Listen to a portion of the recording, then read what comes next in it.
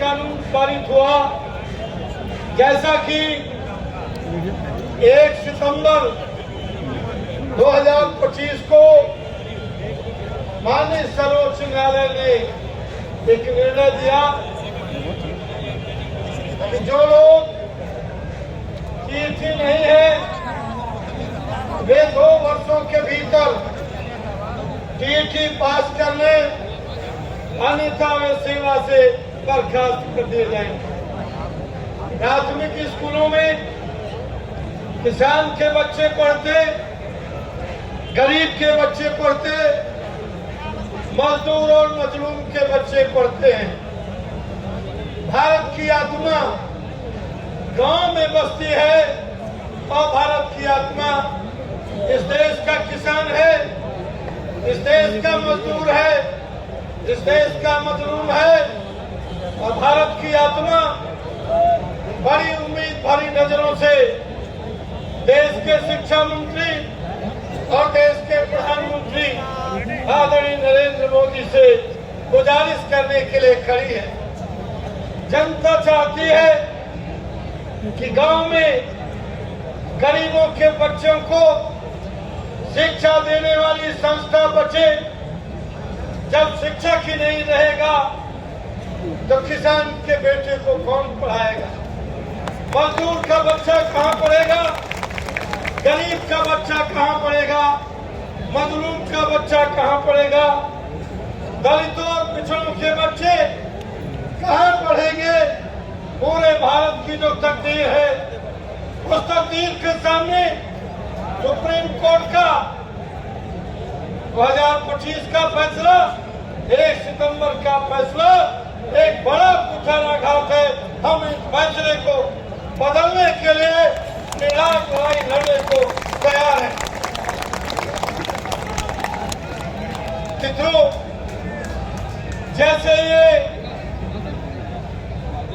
समाचार supreme court का फैसला अखबारों में आया, मैं दूसरे दिन मेरा तो दुर्घटना हो गया था, दोनों हाथों में प्लास्टर थी, सर पर पट्टी बनी थी, फिर भी मैं उत्तर प्रदेश के यशस्वी मुख्यमंत्री से मिला और उन्होंने समझाया। आज इस मंच पर मैं उन्हें बधाई देता हूं। देश के पहले मुख्यमंत्री हैं, उन्होंने देश की भावना को समझा और उत्तर प्रदेश के अपने सरकारी अधिवक्ता तो सर्वोच्च न्यायालय में पैरवी करते हैं, उन्हें आदेश किया कि कल तक हर हाल में पुनर्विचार याचिका दाखिल करो। उत्तर प्रदेश सरकार आपके साथ है, मजबूती से आपके साथ है। उत्तर प्रदेश सरकार चाहती है कि पुनर्विचार याचिका माननीय सर्वोच्च न्यायालय स्वीकार करे। सर्वोच्च न्यायालय शिक्षा की गुणवत्ता को ध्यान में रखते हुए एक ऐसा फैसला किया जिसमें प्राथमिक विद्यालय कहीं पार्टी नहीं थे।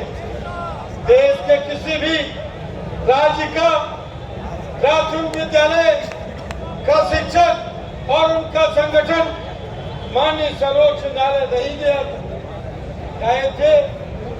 महाराष्ट्र के और तमिलनाडु के अल्पसंख्यक शिक्षक गए थे, उनका तो प्रमोशन का मामला था।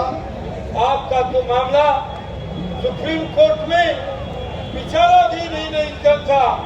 फिर आपने देश के 28 राज्यों की बात बिना सुने, बिना उनका पक्ष सुने ये फैसला दे दिया और ये फैसला गलत है, न्याय के विरुद्ध है।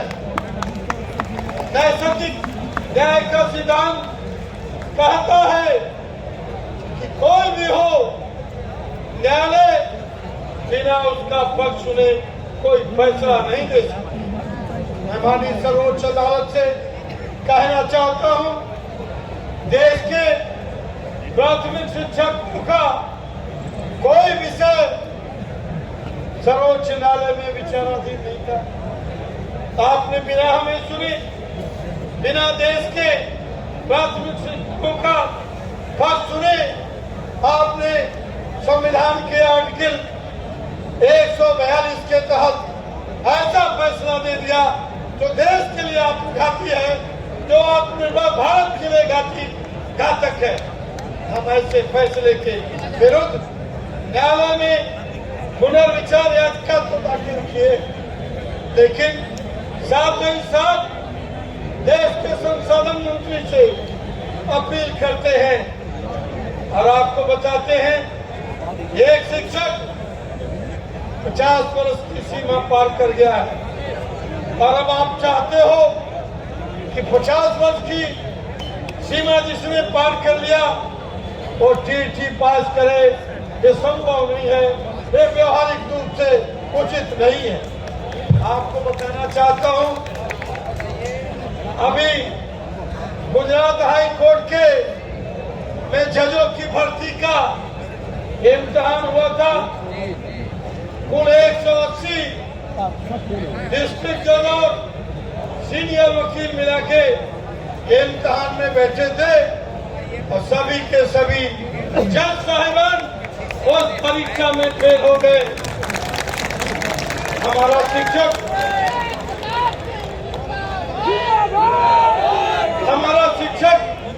राष्ट्र निर्माता है और राष्ट्र निर्माता को आप चाहते हैं कि राष्ट्र का निर्माण भी करे और अपने शिक्षक दायित्व के साथ साथ 27 गैर शैक्षणिक काम भारत का प्राथमिक शिक्षक करता है, जो न्यायपूर्ण है।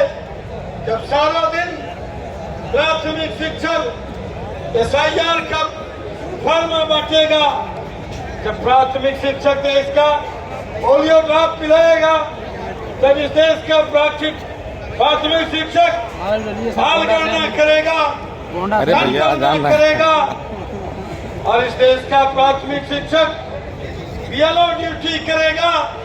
देश के पास जो काम है उन दायित्वों को ईमानदारी और निष्ठा के साथ हमारा प्राथमिक अध्यापक काम करता है।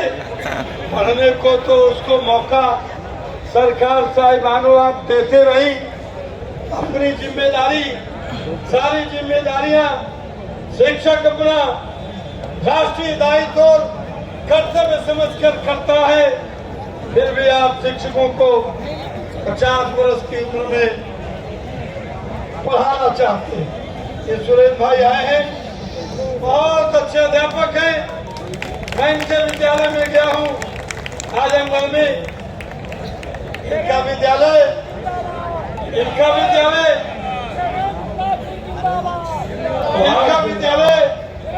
गुणवत्ता के मामले में पूरे देश में 1 नंबर पर है। इनके एडमिशन की सिफारिश लगती है। शिक्षक नेता होते हुए भी समय से 10 मिनट पहले पहुंच जाते हैं और विद्यालय का गेट बंद हो जाता। स्कूल समाप्ति के पहले विद्यालय का गेट खुलता नहीं है। ऐसे शिक्षक यहाँ साथी हमारे आए हुए हैं। मैं ये कहना चाहता हूँ मित्रों,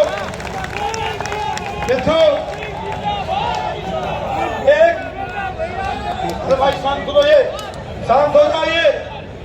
सन 1985 में एक मामला आया था सर्वोच्च न्यायालय में विचार करने के लिए और न्यायालय ने क्या कहा कि आप फैसला देते समय उसे पूर्ववर्ती कर्मचारियों पर प्रतिकूल प्रभाव न पड़े, इस बात का ध्यान रखना चाहिए। ये फैसला सन 1985 में आया और अभी हाल ही में 2006 अक्टूबर को आप अखबारों में पढ़े होंगे, गौर से सुनिए। 6 अक्टूबर 2025 को कोचीन देवस्थानम का फैसला माननीय सर्वोच्च न्यायालय ने किया है और उस फैसले में अवधारित किया है कि अदालतें किसी मामले में विचार करते समय बाहर जाकर पक्षकारों को आश्रय से खिदमत करें। अगर उनके बारे में दायरे से बाहर जा रहे हैं तो आपको उनका पक्ष सुनना पड़ेगा। और बिना उनका पक्ष सुने आप फैसला नहीं दे सकते। ये 6 अक्टूबर 2025 का फैसला मैं कहना चाहता हूँ। माननीय धर्मेंद्र प्रधान जी से पत्रक जाएगा, कोई 1 बजे आकर पत्रक लेगा, यहाँ तो दिया जाएगा, और नहीं आया तो ये कार्यकारिणी 5 नाम तय कर दे, और जो आपका ज्ञापन है उनके घर जाकर उनके कार्यालय में दिया जाएगा। कल मैंने उनके घर पर उनके पीएस को फोन किया, बताया कि माननीय मंत्री जी वो हमारे यहाँ उड़ीसा में है, 26 को आएंगे और कैबिनेट बैठक से मिल नहीं पाएंगे। फिर भी आप सुबह देख लीजिए, हमने अपने 2 मित्रों को लगाया है जिनके साथ वे किसान मोर्चा में काम कर चुके हैं, जिनके साथ वे युवा मोर्चा में काम कर चुके हैं। तो साथियों से कहा है कि हमारा एक शिष्टमंडल मिलेगा। साथियों ने मुझे आश्वासन दिया है जैसे ही हम बात कर लेंगे आपको सूचित कर देंगे। जो बात महत्वपूर्ण है वो ये है कि जब भी प्राथमिक शिक्षकों की भर्ती हुई उस समय तत्कालीन सरकारों ने जो सेवा शर्तें निर्धारित किया, जो नियम निर्धारित किया, जो नियम बनाया, उन सेवा शर्तों, उन योग्यता और अर्हताओं को पूरा करने वाले लोग प्राथमिक शिक्षक में चयनित किए गए। सुप्रीम कोर्ट कहता है एक बार जब चयन प्रक्रिया शुरू हो जाए तो आप बीच में नियम और शर्तें नहीं बदल सकते। लेकिन यह फैसला न्याय के नैसर्गिक सिद्धांतों के खिलाफ आ गया। भारत का शिक्षक इस फैसले के विरोध में न्याय का परचम लेकर अन्याय के खिलाफ जंतर मंतर पर हुंकार भर रहा है। मैं चाहता हूं, शिक्षकों की एक ही मांग है कि 2017 का संशोधन सरकार नया संशोधन में लाकर उसको निरस्त करे, हमारी मांग है।